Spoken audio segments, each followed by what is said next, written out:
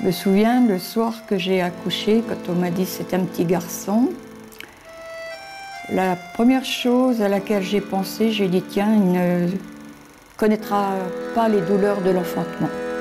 C'est une bonne chose. Mais je ne pensais pas que les garçons pouvaient faire la guerre. Puis c'est arrivé, une fois c'est comme ça.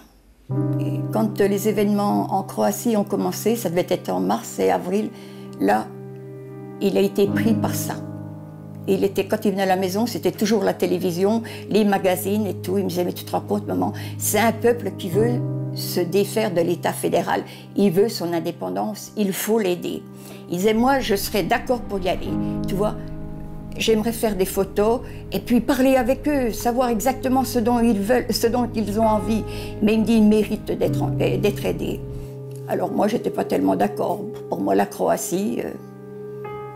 Bon, Zagreb, je savais que c'était une très belle ville, mais quand on n'est pas concerné, on ne s'occupe pas tellement.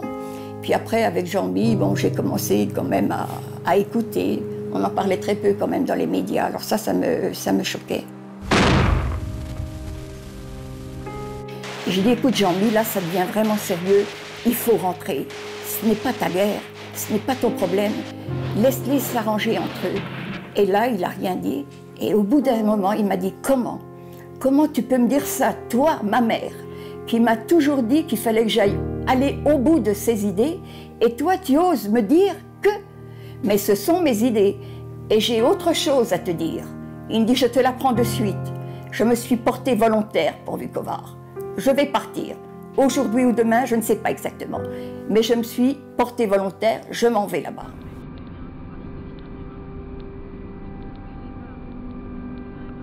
Et la dernière fois que je l'ai eu, c'était le 6 octobre.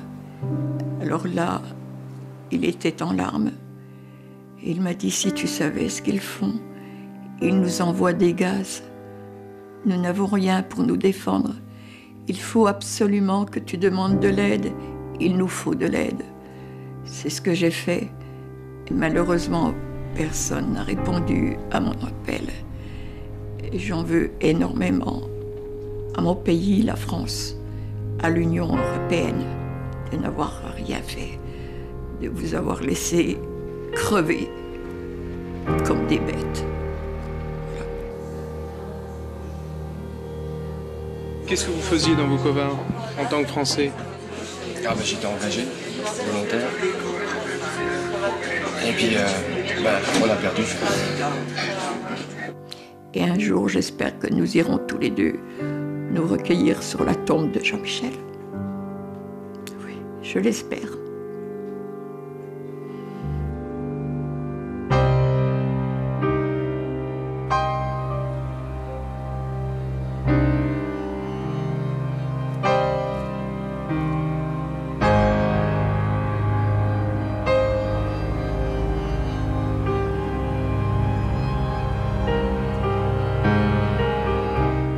Maintenant, je vais me battre pour ça, pour qu'on retrouve son corps et le corps des autres personnes, bien entendu.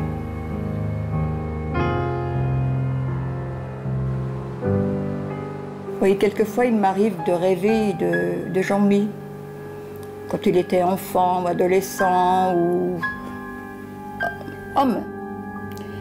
Alors, on fait des choses comme on peut faire de toute façon avec un fils et sa mère, quoi. On discute, on bavarde, on plaisante. Et le matin, je me réveille, puis je me dis, mais Jean-Mi est là, c'est un mauvais rêve. C'était un mauvais rêve que tu pensais qu'il avait disparu. Mais non, il est là. Puis quelques instants après, je me dis, mais non, non, Jean-Michel, c'est fini, il ne reviendra plus. Il est parti pour toujours. C'était un rêve, simplement un rêve. Voilà, c'est tout. Il faut que tu fasses avec. Jean-Michel a choisi. Il est parti. Voilà, c'est tout.